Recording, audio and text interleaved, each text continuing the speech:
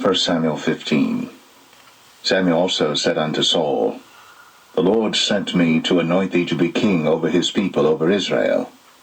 Now therefore hearken thou unto the voice of the words of the Lord.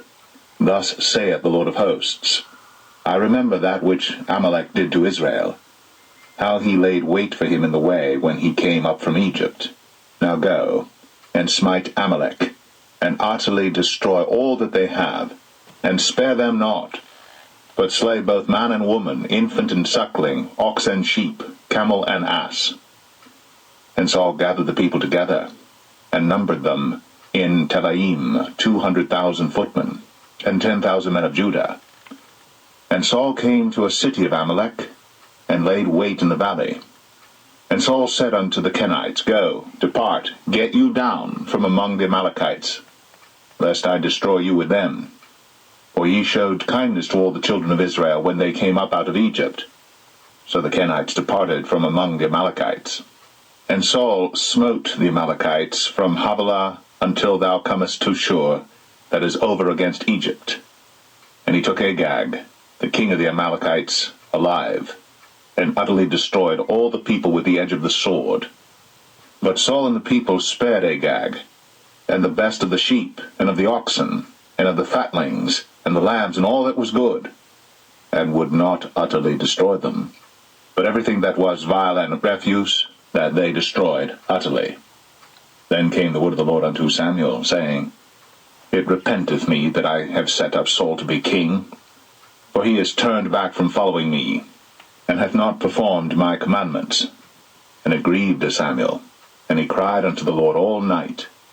And when Samuel rose early to meet Saul in the morning, it was told Samuel, saying, Saul came to Carmel, and behold, he set him up a place, and is gone about, and passed on, and gone down to Gilgal.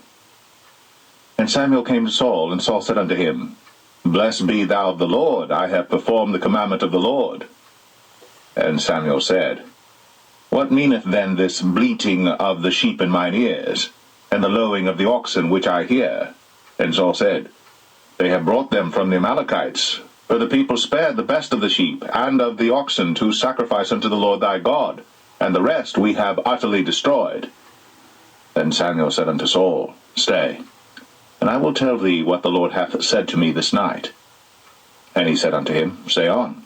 And Samuel said, When thou wast little in thine own sight, wast thou not made the head of the tribes of Israel? And the Lord anointed thee king over Israel? And the Lord sent thee on a journey, and said, Go, and utterly destroy the sinners, the Amalekites, and fight against them until they be consumed. Wherefore then didst thou not obey the voice of the Lord, but didst fly upon the spoil, and didst evil in the sight of the Lord? And Saul said unto Samuel, Yea, I have obeyed the voice of the Lord, and have gone the way which the Lord sent me, and have brought Agag, the king of Amalek, and have utterly destroyed the Amalekites. But the people took of the spoil sheep and oxen, the chief of the things which should have been utterly destroyed, to sacrifice unto the Lord thy God in Gilgal. And Samuel said, Hath the Lord as great delight in burnt offerings and sacrifices as in obeying the voice of the Lord?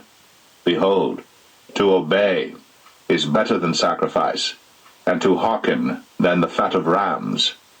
For rebellion is as the sin of witchcraft, and stubbornness is as iniquity and idolatry. Because thou hast rejected the word of the Lord, he hath also rejected thee from being king. And Saul said unto Samuel, I have sinned, for I have transgressed the commandment of the Lord, and thy words, because I feared the people, and obeyed their voice.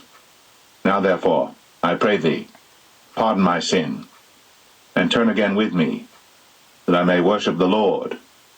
And Samuel said unto Saul, I will not return with thee, for thou hast rejected the word of the Lord, and the Lord hath rejected thee from being king over Israel.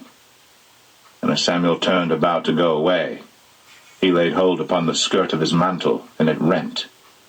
And Samuel said unto him, The Lord hath rent the kingdom of Israel from thee this day, and hath given it to a neighbor of thine, that is better than thou. And also the strength of Israel will not lie nor repent, for he is not a man that he should repent. Then he said, I have sinned. Yet honor me now, I pray thee, before the elders of my people, and before Israel, and turn again with me, that I may worship the Lord thy God. So Samuel turned again after Saul, and Saul worshipped the Lord. Then said Samuel, Bring ye hither to me Agag the king of the Amalekites. And Agag came unto him delicately. And Agag said, Surely the bitterness of death is past. And Samuel said, As thy sword hath made women childless, so shall thy mother be childless among women. And Samuel hewed Agag in pieces before the Lord in Gilgal. Then Samuel went to Ramah, and Saul went up to his house to Gibeah of Saul. And Samuel came no more to see Saul until the day of his death.